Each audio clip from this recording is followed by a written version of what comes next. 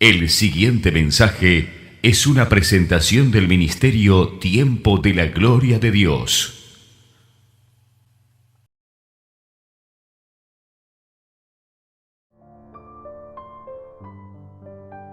Recibe, Señor, eso que sale de nuestros corazones y que van directamente hacia tu trono. Qué lindo es, Señor, entronarte, alabarte, glorificar tu santo nombre, unidos juntos en armonía, como lo dice tu palabra. Eso es maravilloso, hermoso y delicioso a tus ojos, porque justamente es donde tú, al regocijarte, envías bendición y vida eterna. Gracias, Señor, te damos por esta linda oportunidad de estar todos unidos en un mismo espíritu, alabando tu santo nombre, sumándonos a los miles de millones de ángeles y seres espirituales que te están alabando y adorando. Amén. En el nombre de Jesús. Gracias, Señor. Queridos, qué lindo verlos, qué lindo es estar con ustedes. Y bueno, vamos a ir rápidamente a la palabra en este primer día del Domingo de Ramos, como tradicionalmente se le llama, ¿no? Algunos dicen, ¿por qué Domingo de Ramos? Bueno, porque cortaron ramas. Porque le pusieron ahí al Señor Jesús mientras entraba triunfalmente a Jerusalén, le tendieron sus mantos. Vamos a hablar de todo eso en este día que vamos a estar siguiendo, como les puse allí en la invitación, digamos, un viaje de la mano de Jesús, donde vamos a estar con él viendo cada una de las cosas, tratando en lo posible de hacerlo más ameno posible y rápido, que hay muchísimas, pero muchísimas cosas para hablar. Pero en este primer día marca este comienzo de la Semana Santa, ¿verdad? Vamos a hablar de la entrada triunfal de Jesús a Jerusalén, un acontecimiento que yo calculo que ha de haber sido el más maravilloso para los discípulos, ¿no? Impresionante, yo creo que así fue, pero por razones distintas a lo que ellos creían, ¿no? Ellos pensaban una cosa, pero el asunto que les resultó otra. Vamos a leer la palabra allí en Lucas, aunque también tenemos alguna referencia de Juan y de Mateo, pero Lucas, del versículo 28 en adelante, dice lo siguiente: dicho esto, iba adelante subiendo a Jerusalén, y aconteció que llegando cerca de Betfagé y de Betania,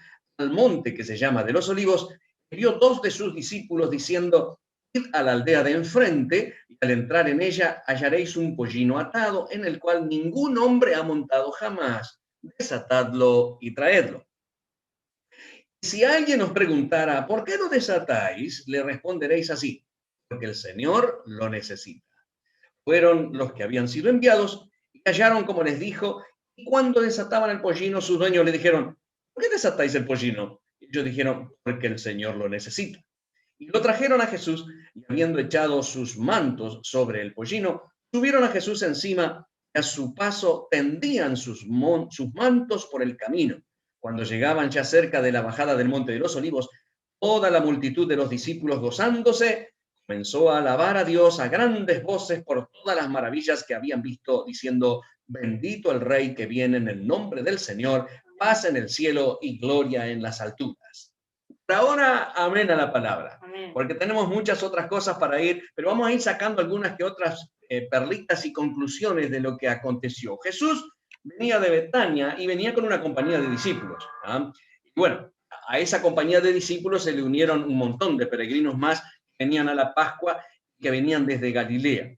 Pero otra compañía la formaban los que oyeron que Jesús iba de Betania a Jerusalén para la Pascua y salieron de la ciudad de Jerusalén para recibirle. También estaban allí los de la aldea, dice acá la aldea de Betfagé. Eso, Betfagé, que significa casa de los higos, era un pueblito que estaba situado entre Jerusalén y Betania. Por eso que Mateo 21:9 dice: los que iban delante y los que venían detrás daban voces. Venía un montón de gente adelante de Jesús y un montón de gente atrás, porque claro, Jesús venía de Betania. Acuérdense lo que le dijo la pastora, que venía de resucitar a Lázaro, y eso llegó al oído de muchísimos, y muchos lo acompañaban, pero al mismo tiempo la noticia de que él se encontraba en camino, que venía derecho a Jerusalén para celebrar la Pascua, y bueno, de entre la multitud de los peregrinos que ya estaban en Jerusalén para la celebración de la Pascua, salieron a recibirle y se juntaron con el grupo que ya venía del camino. Así que habían dos grupos ahí, uno que venía detrás de Jesús y el otro que venía adelante. Y seguramente entre los dos grupos estaban contestando en sus aclamaciones entusiastas por la venida de Jesús y decían: Hosana en las alturas, Hosana en las alturas. Hosana es una salutación. pero en este caso la traducción hebrea es de salva ahora. Digan conmigo, salva ahora. Salva ahora. Salva ahora. ¿Y esto cuándo se empleaba? Y cuando se pedía liberación a Dios. ¿Ah? Entonces, lo que la multitud, querido, estaba esperando era que Dios irrumpiera y salvara a su pueblo ahora que el Mesías había llegado, a que aprovechara la oportunidad. Ahora, no tenemos que olvidarnos que en aquellos días la ciudad estaba llena de peregrinos que habían venido a celebrar la Pascua. En esta festividad, como le dijo la pastora, una de las más importantes que aún se celebra en Jerusalén, se recordaba la liberación de la esclavitud de Egipto y claro, el pensamiento generalizado entre todos ellos era cuánto tiempo más iba a pasar hasta que ellos mismos fueran liberados de la opresión extranjera bajo la que se encontraban en ese momento. Entonces ellos clamaban y aclamaban y decían, uno por un lado decían, bendito el que viene en el nombre del Señor, bendito el que viene en el nombre del Señor. Así que cuando vieron que Jesús se acercaba a la ciudad, entonces con un impetuoso y exuberante entusiasmo las multitudes usaron el Salmo 118 para reconocerle como el Mesías esperado. El Salmo 118 en el versículo 25 dice, y el 26 dice, oh Jehová, sálvanos ahora. Te ruego, oh Jehová, que nos hagas prosperar ahora. Bendito el que viene en el nombre de Jehová. Desde la casa de Jehová os bendecimos. Gloria a Dios. Entonces por allá uno decía, bendito el que viene en el nombre del Señor, utilizando el Salmo 118, y respondían, bendito el reino de nuestro padre David que viene. Entonces, evidentemente, que las multitudes esperaban que Jesús iba a establecer el reino, ¿no? Y que él iba a sentarse sobre el trono de David como el legítimo rey de Israel. Así que no eran solamente los discípulos los que tenían las ideas equivocadas sobre el Mesías, porque todos, absolutamente todos, pensaban que Jesús había venido a restablecer el poder de Israel en el mundo. Eso es lo que pensaba toda la gente, pero Dios pensaba otra cosa. Digan, Dios pensaba otra cosa. Dios pensaba otra cosa. La palabra dice que los caminos de Dios son mucho más elevados que los nuestros, y bueno, eso son cosas que nosotros a veces no entendemos. Entonces, como el Señor había resucitado muertos, había hecho muchísimos milagros, y sin duda él tenía toda la facultad para restaurar el reino de David y para hacerles libres del dominio romano. Por eso que dice en Lucas 19:37, la multitud se gozaba por todas las maravillas que habían visto. Se gozaban por todas las maravillas que habían visto. Es decir, Jesús atraía a las multitudes con sus milagros. Los testimonios y las maravillas, cosas impresionantes, las cosas que Jesús había hecho, los comentarios que se iban, ¿no? de boca en boca, de las obras impresionantes, llegaban a oído de todos, generaba ese ambiente de alabanza al rey que iba entrando a Jerusalén.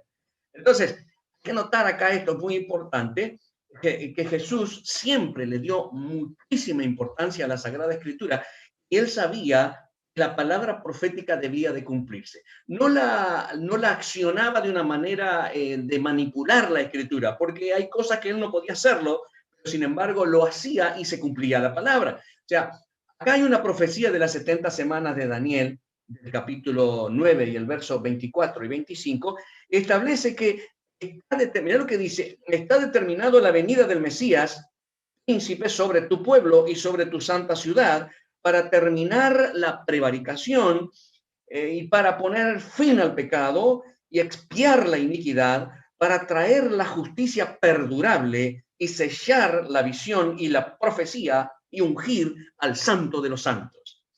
Increíble la palabra, y se entraba a cumplir ahí. Dice, está determinado sobre tu santa ciudad que esto acontezca. Bueno, pero además, él tenía que montar ese pollino sobre el que nadie había montado. Y mirá lo que el Señor se la tiene todo fríamente calculado, ¿no? Todo al detalle. Envía a 2 de sus discípulos para que le trajeran de la aldea del frente, dice, un pollino sobre el cual iba a entrar él sentadito, ¿no? Montadito ahí. Y Mateo, esto es lo que dice Lucas, pero Mateo hace otra referencia. Y Mateo dice que había un pollino, pero que estaba con su mamita, que estaba con la asna. Dice, hallaréis, dice la Escritura, un asna atada y un pollino con ella. Desatadla y traédmelos. Entonces, eso nos marca también una pauta muy importante, queridos. Y esto es que en el reino de Dios no hay dolor. El servicio que nosotros le brindamos al Señor, aunque sea muchas veces sacrificial, siempre es con gozo, siempre es con alegría, siempre desde nuestra perspectiva, pero nunca doloroso. No es algo que, no, jamás el Señor separaría un burrito de su madre. Si tendrá cuidado el Señor, ¿no? Y son cosas que llaman la atención, ¿no? Ahora, si bien es cierto que todo esto llama la atención, porque Jesús podría haber entrado a la ciudad andando, como siempre lo hacía, caminando, no hay problema, pero cuando toma la decisión de montar ese burrito, estaba indicando que había un propósito concreto, porque él nunca hace nada sin propósito, ¿ok? Entonces, y él estaba haciendo que se cumpliera la profecía de Zacarías 9:9, que dice, alégrate mucho, hija de Sión, da voces de júbilo, hija de Jerusalén. He aquí tu rey vendrá a ti, justo y salvador, humilde y cabalgando sobre un asno, sobre un pollino, hijo de asna. Otro detalle impresionante. Tenemos que prestar atención a otro detalle. ¿Por qué? Porque tiene que ver con el pollino que Jesús eligió para entrar montado sobre él a Jerusalén. Dice, hallaréis un pollino atado, en el cual ningún hombre ha montado. Ningún hombre ha montado. Es decir, nunca había sido montado. O sea, nunca había tenido señor. ¿Ah? Es igual que nosotros. ¿Ah? Como en otros tiempos. No teníamos señor, pero ahora tenemos señor y rey. Así que digan conmigo, antes no tenía señor, ahora sí. Ahora sí. Ahí está. Ahora sí, tenemos señor. Ahora escúchame, la asna y el pollino fueron desatados. Yo creo que, de acuerdo a la escritura, dice desatarla, no quiere decir que la asna era la que estaba atada, y el pollino, el hijito, no se iba a ir al lado de la mamita. Entonces dice que desaten la burrita, y bueno, pero vamos a decir que fueron desatados. ¿Para qué? ¿Cuál fue el propósito? Fueron desatados para cumplir los propósitos de Dios. Amén. ¿Ah? Así que nosotros, queridos, al igual que el burro, estábamos atados. ¿Atados a qué? A tradiciones, a miedos, a paradigmas, a ideas, a temores, a vicios, tantas cosas que están. Y el Señor nos ha enviado, por así decirlo, algún discípulo para que nos desatara. ¿Para qué? Para que cumplamos nuestro propósito. Amén. Digan conmigo, tengo que cumplir el propósito para el cual fui creado. Tengo que cumplir el propósito para el cual fui creado. Ahí está. Escuchen, este burrito nunca había sido montado, pero estaba destinado para cumplir con la profecía de Zacarías. Ahora podés imaginarte cuando el propietario o los propietarios, que dicen unos dueños, intentó montarlo por primera vez y subirse a él, pero el asno no quería, no se lo permitió. Imaginá retobándose ahí, no permitiendo que nadie lo montara, y el dueño dijo, una cosa, algo anda mal con este bicho, ya no lo puedo montar como a los demás, así que átenlo por ahí, déjenlo hasta que vea qué es lo que puedo hacer con él. No había nada malo en el burrito. No había nada malo. ¿Sabés lo que es? Sencillamente era el asno que Dios tenía marcado para su propósito. ¿Cuántos dicen amén ahí? Amén. Entonces, de esta manera, Dios nos muestra que lo que Él ya tiene listo para nosotros, no lo tomará nadie más. Amén. Amén. Señor, así amén. que decirle ahí al que está al lado tuyo, decirle, lo que es para vos, nadie más lo puede tomar. Lo que es para vos, nadie más lo puede tomar. Decirle, estás marcado para un propósito. Estás marcado para un propósito. Decirle burro, no le digas burro. Lo que entienden del asunto, escuchen, dice que un burro joven es muy difícil de domesticar para ser montado. Y yo pregunto, escúchame bien, ¿cómo es que el Señor lo montó? Los dueños no podían montarlo. El loco se le retobaba, ¿no? De ninguna manera. Pero sin embargo, cuando el Señor lo muestra, el tipo contento, dócil, tranquilo, sin problema, se dejó montar como si nada. ¿Saben qué? Este milagro evidente, ¿qué me demuestra? A mí me demuestra el poder del Señor sobre su propia creación. El poder del Señor sobre su propia creación, sobre los animales y sobre todo. ¿Ah? Pero aunque esto está muy lindo porque son detalles que el Señor nos va marcando, yo creo que esta no era la lección principal que el Señor quería proponernos, enseñarnos, ¿no? Que se propuso enseñarnos, porque había otro detalle aún más importante. ¿Y sabe qué?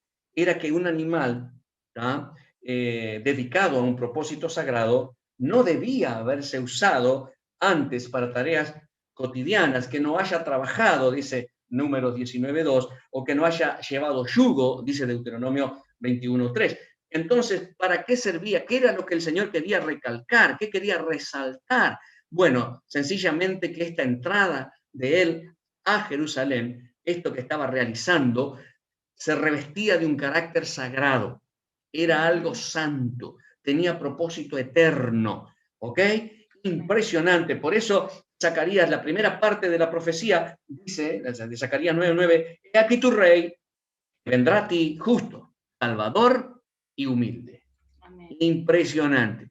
Y sin lugar a dudas, queridos, esta descripción que Marco nos hace de la entrada triunfal del Señor Jesucristo tuvo que haber sorprendido muchísimo a los romanos, ¿no? Sobre todo porque ellos estaban acostumbrados a otro tipo de desfiles triunfales, ¿no? Cuando regresaba algún general victorioso o cuando el mismo César venía, ¿no? Los romanos, para demostrar sus victorias, usaban un carruaje dorado rodeado de los oficiales más importantes, y en el desfile se exhibían todos los tesoros y los prisioneros conquistados.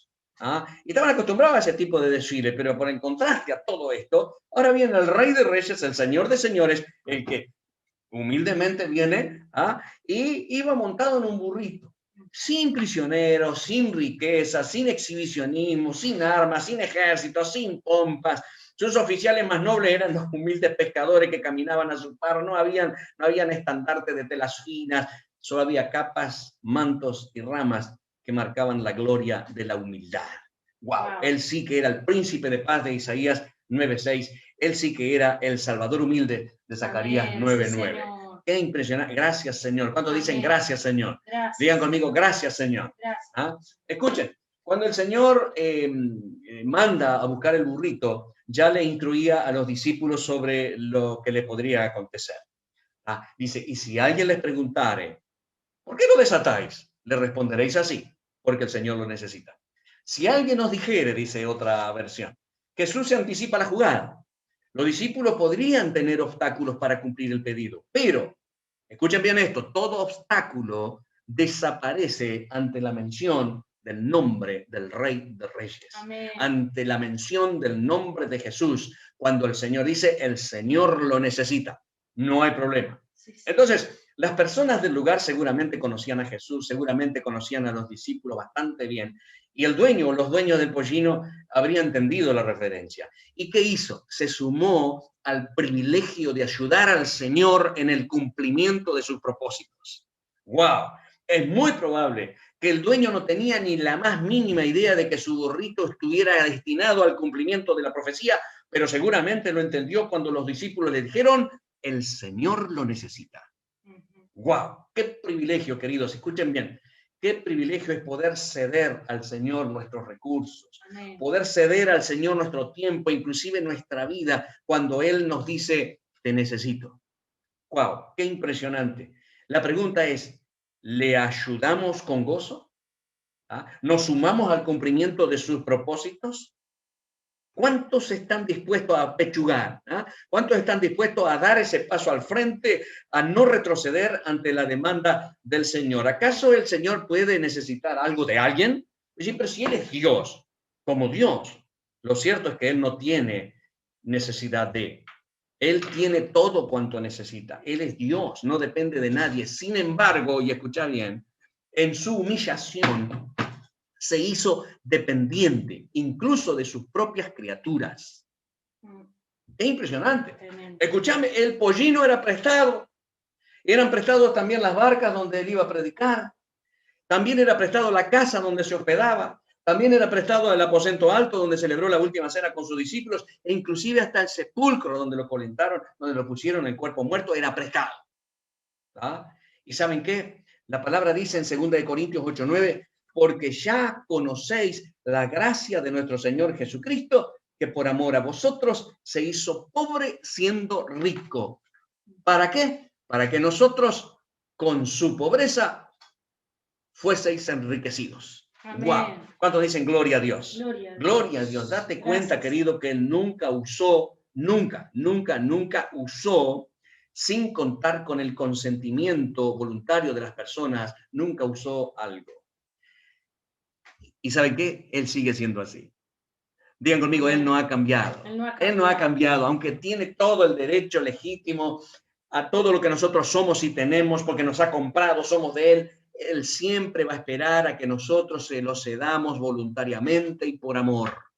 Nunca se va a imponer. Espero que nosotros tampoco impongamos las cosas. ¿Ah? Escúchame, si tú le has cedido algo, inclusive tu propia vida voluntariamente al Señor, no te eches atrás. No te eches atrás. Es que hay una anécdota de un agricultor alemán que cuando recibió una moneda de cobre con dos palabras en latín y con una efigie de un asno, justamente era un domingo de Ramos, él cuando la ve se entusiasmó y hace una promesa a Dios a que todas las monedas que recibiría con aquella esfinge las iba a dedicar al Señor, ¿ah? Así como el dueño de aquel burrito dedicó. ¿Ah? Pero después se apretó porque dice, pa, y esta es moneda de cobre, pero ¿y si viene una moneda de oro? ¿Será que yo tengo que ofrendar esa ofrenda? Y entonces va y le pregunta al pastor el significado de las palabras latinas que llevaban todas esas monedas.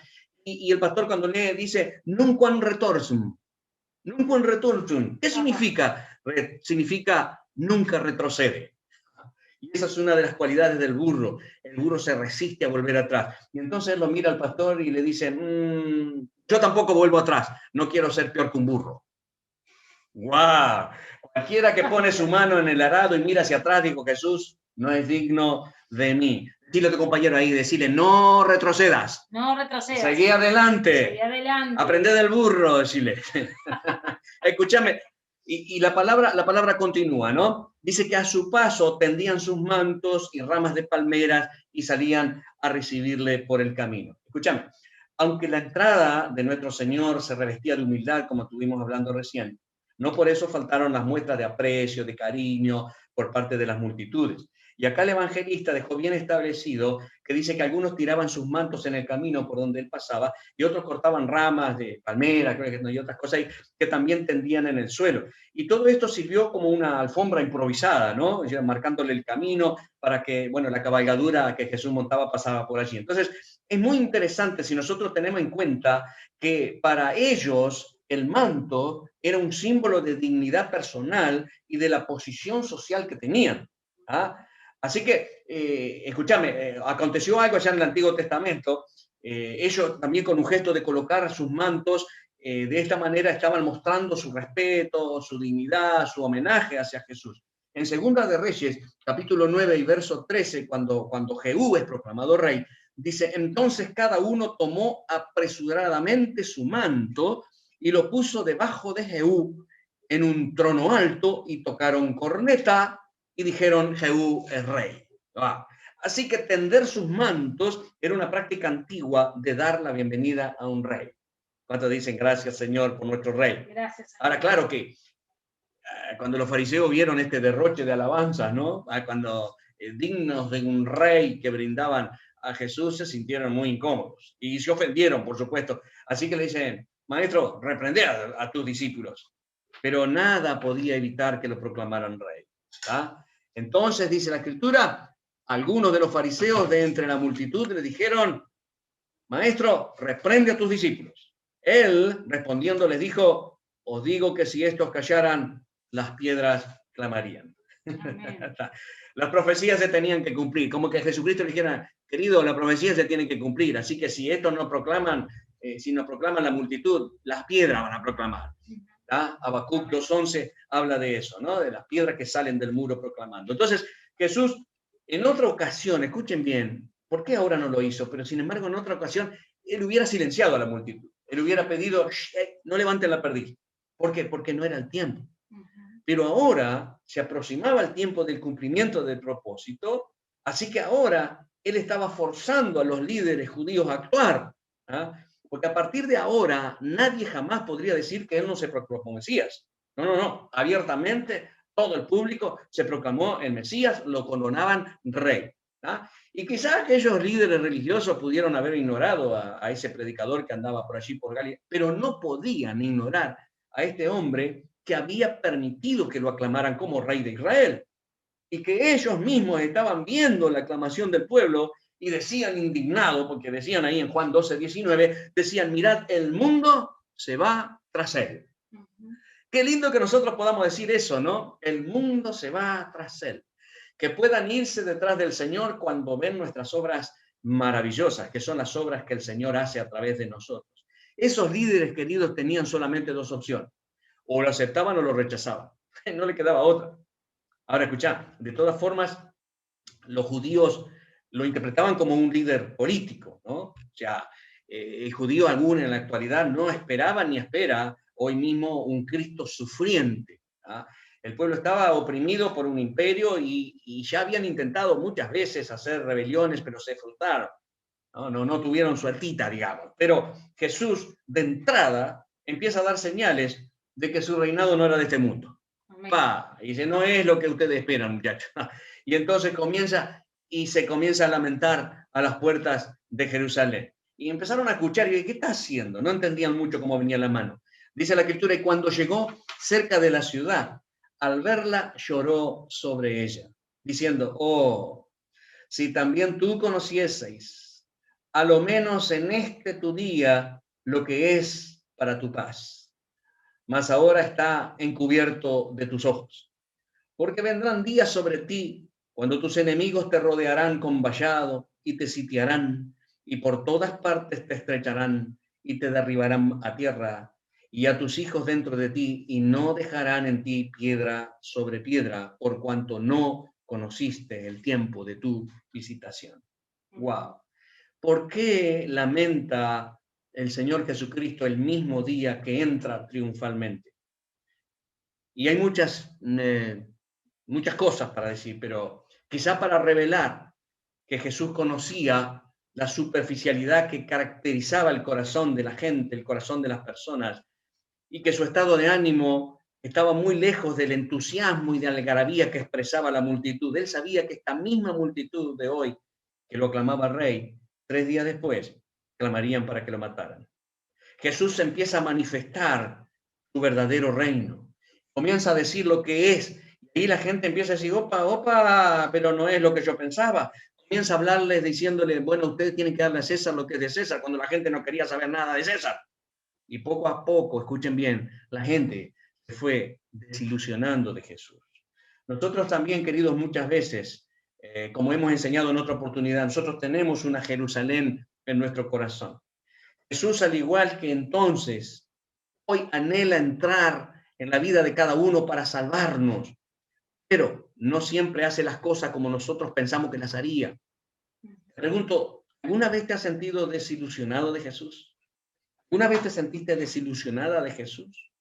¿Por qué lloró Jesús? Porque sabía el porvenir, sabía lo que iba a acontecer. ¿Cuántas veces nosotros lloraríamos si supiéramos lo que va a acontecer con nosotros o con otras personas? Gracias a Dios que no se nos ha dado eso, pero Jesús sabía el porvenir inmediato de Jerusalén, pero también sabía el porvenir inmediato de aquellas entusiastas personas, aquellos entusiastas seguidores de la misma boca que estaban proclamando Hosana. 3 días después iban a decir, crucifícale, crucifícale, desilusionados de que Jesús no obrara como el Mesías que ellos esperaban. Así que vamos a reflexionar, queridos. En esta semana podemos reflexionar en aquel tiempo cuando las circunstancias se veían de cierta manera, se convirtieron totalmente en otra cosa. Pensá un poquito así. Pensá cuando te diste cuenta de que Dios era diferente a lo que imaginabas. ¿Será que entre aquella gente, pregunto, habría alguien que entendía que Jesús era el rey manso y humilde del que estaba profetizando Zacarías? ¿Había alguien que entendía eso? ¿Comprenderían que él iba a ocupar una cruz y no un trono? Que Jesús era proclamado rey. Cuando llega a Jerusalén, su viaje no concluyó en el palacio, queridos, sino en el templo. ¿Y por qué razón fue así? Él era rey, tenía que ir al palacio. ¿Cómo es que se fue al templo? Y primeramente porque el templo era su casa. Y el lugar de su trono era el templo. Así había sido siempre en la historia de Israel desde los días en que habían salido de Egipto. Dios mismo dice que moraba entre ellos en el tabernáculo y luego en el templo. Esa era su casa. Pero al mismo tiempo se trataba de una visita oficial, al mismo corazón de la nación. ¿Con qué finalidad? Con la finalidad de llevar a cabo una inspección de su estado espiritual. Y también sirvió para cumplir parcialmente la profecía de Malaquías 3:1, que dice, y vendrá súbitamente a su templo el Señor a quien vosotros buscáis. Entonces, cuando ya no decía, se fue a Betania con los 12, pero después de haber mirado alrededor todas las cosas, dice la Escritura. Y aunque se suponía de que esa era su casa, en realidad lo que vio no le permitía encontrarse demasiado cómodo, así se fue. Pero ¿qué fue lo que vio que tanto le desagradó? Bueno, si nosotros seguimos leyendo la palabra, vamos a hacer unos toques así rapiditos por el tema tiempo. Si nosotros seguimos leyendo, él regresa al día siguiente. Y ahí es cuando vuelca la mesa de los cambistas y la silla de los que vendían palomas y dijo, mi casa, digan conmigo, mi casa. Mi casa. La casa de ella, mi casa será llamada casa de oración para todas las naciones, Amén. pero vosotros la habéis hecho cueva de ladrones. Ah, y el Señor, miren, se enojó el hombre, ¿eh? Él mismo había venido a inspeccionar su casa y lo que encontró es que sus ceremonias religiosas estaban totalmente carentes de significado, puesto que lo único que les movía, lo único que les entusiasmaba a esta gente era la platita, el dinero y las ansias de poder. ¿Ah? Y lo que aún era mucho más grave, cuando él se presentó allí, los líderes religiosos de la nación rehusaron reconocerle sus derechos. ¡Ah! Los ladrones habían ocupado el mismo lugar, el mismo templo de Dios, y los sacerdotes del lugar no aceptaban a su legítimo rey. Sin darse cuenta, ellos estaban cumpliendo también con total exactitud el Salmo 118, pero la otra parte, con el que las multitudes le habían aclamado en la entrada, en el verso 22, que dice, la piedra que desecharon los edificadores ha venido a ser la cabeza del ángulo. Wow, no había lugar para él en Jerusalén, salvo la noche de su arresto y de juicio. No pasó ni una noche en Jerusalén.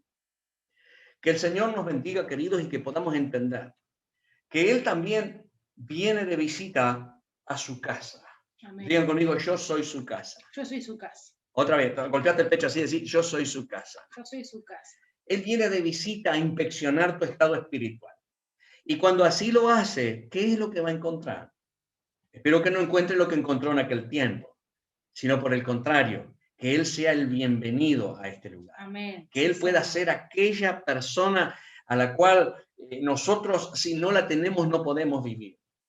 Eso es impresionante, queridos. Las cosas que nosotros podemos pensar hoy, cuando dejamos que el Señor venga a nuestra Jerusalén, que podamos permitir abrirnos aquella puerta del muladar para sacar toda la inmundicia y que nuestra intención no sea no genuina, nuestra intención sea genuina. Amén. Que saquemos todo lo que impide el fluir del Espíritu y todo aquello que está impidiendo que tengamos una relación con el legítimo Rey de nuestra Jerusalén. El Señor es el Rey nuestro. Amén. Y el Señor, ya sabemos que nos puede usar.